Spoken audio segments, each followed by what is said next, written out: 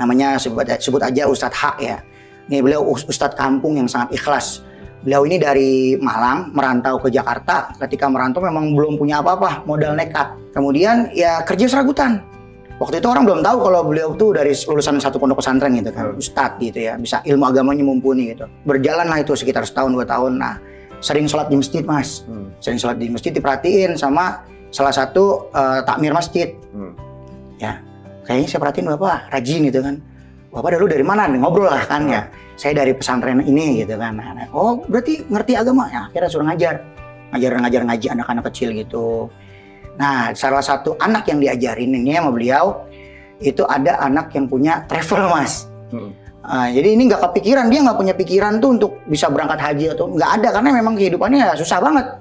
Nah, salah satu murid dari murid ngaji yang beliau ajarkan itu punya travel. Mungkin yang punya travel ngelihat ini Ustadz ikhlas gitu kan. Dia dikasih apa aja nggak pernah nanya berapa, nggak pernah ngeluh gitu ya. Dalam kondisi apapun juga sabar ngurusin anaknya. Ditanya Ustadz punya paspor gitu ya.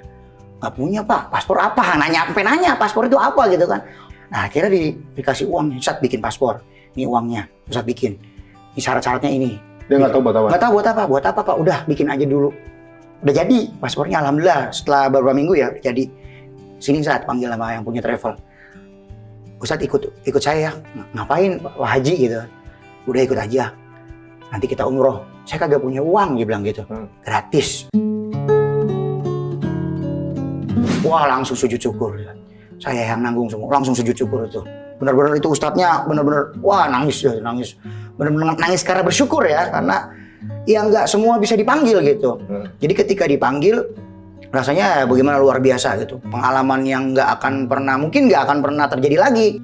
Pulang cerita sama saya, Masya Allah luar biasa, nggak pernah terpikirkan. Sampai Ustadz itu cerita sama saya niat pasti selalu ada, tapi mikirin gimana caranya, saya nggak pernah terpikir.